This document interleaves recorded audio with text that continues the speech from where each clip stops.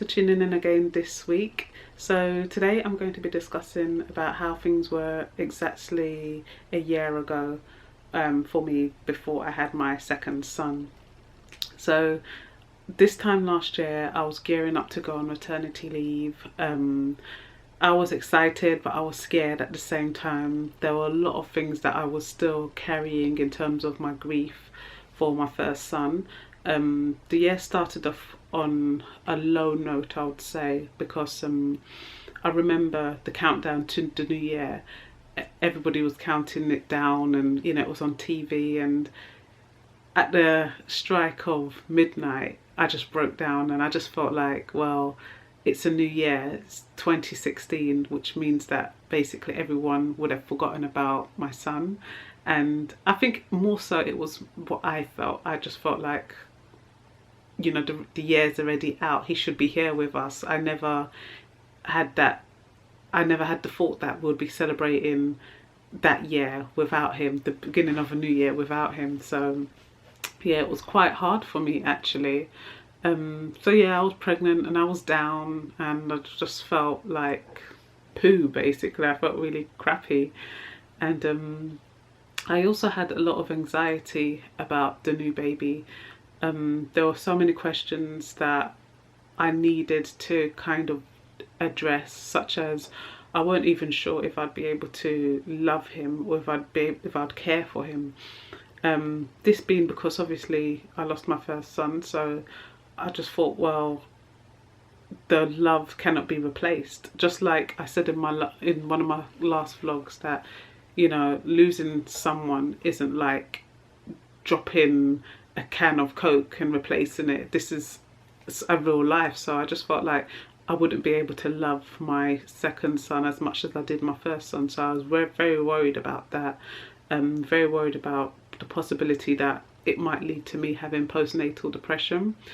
So these were things that I think I was thinking about quite a lot. And I know it's easier said than done to say, well, when you come to that bridge, then you cross it. But I'm the type of person, I like to plan ahead and I like to think of all possible outcomes. So this was something that was on my mind quite a lot. Also, another thing that I wasn't too keen on was if he came out looking exactly like her, and I don't know how I would have dealt with that. Because I mean, going for like the scans, they had similar profiles, and even now when I look at both of the profiles, they're exactly the same. It's crazy, and it was amazing at the same time. Luckily, when Eli was born, he looked like himself.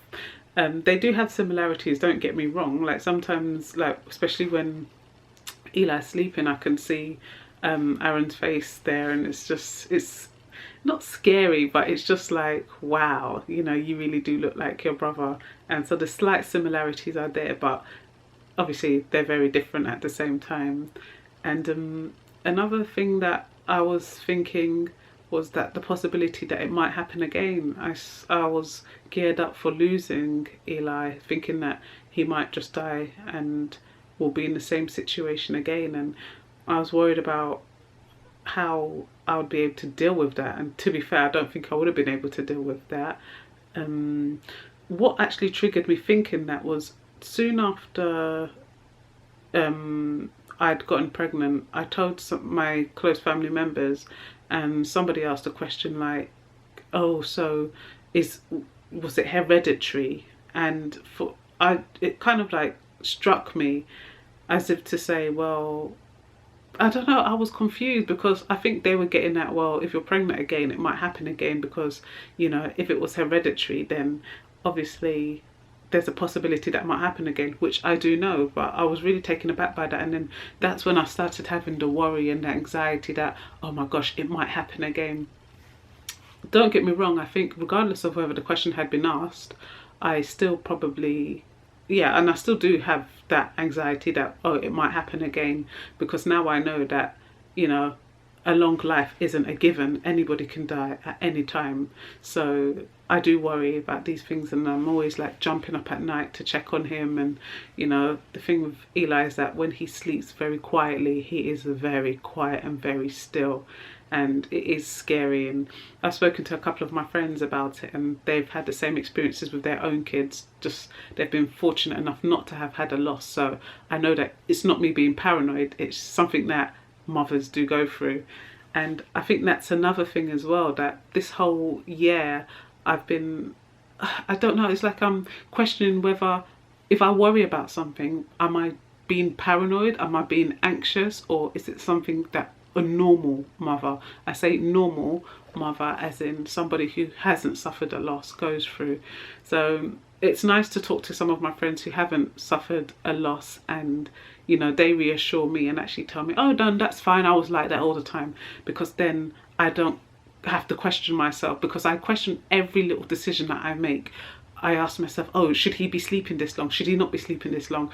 Oh, maybe it's because, and I'm constantly worrying. But now I know that, you know, it's part and parcel of being a new mum. You're learning whilst you're on the job, and that's one thing that I think I need to remember and go a bit easy on when I think about looking after my son. So yeah, it's been an interesting year. It's almost his first birthday, and again, I don't know how I'm going to deal with that, seeing as they actually share the same birthday. So it's a joyous occasion. I tell myself, and I do believe it's always going to be a joyous occasion, because on that day, 2 days in a row, I gave birth. It's just unfortunate that, you know, soon after I lost my son, but I look at it as a positive because it was a great day. I was so happy. Though after having Eli on the same day, towards the evening, I found it hard. And I remember we said a prayer at the time that Aaron was born, and I was just in bits. I was really, you know, heartbroken. And then to look across and see my second son, I was just like, you know. And speaking to people, some people say it's fate. I don't really know what it is. I just think that it's a coincidence that they're born on the same day, just a year apart.